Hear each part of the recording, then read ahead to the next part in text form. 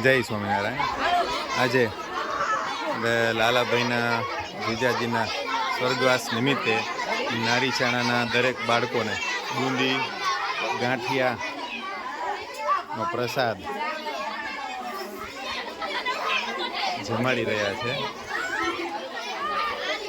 અને બાળકોને રાજી કરી રહ્યા છે.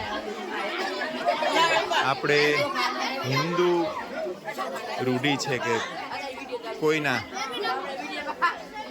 સ્વર્ગવાસ નિમિત્તે નાનું જાજુ પુણ્ય થાય તો એ પુણ્ય જે સ્વર્ગવાસ આત્માને શાંતિ અર્થે આપણે આ બધું કરતા હોઈએ છીએ.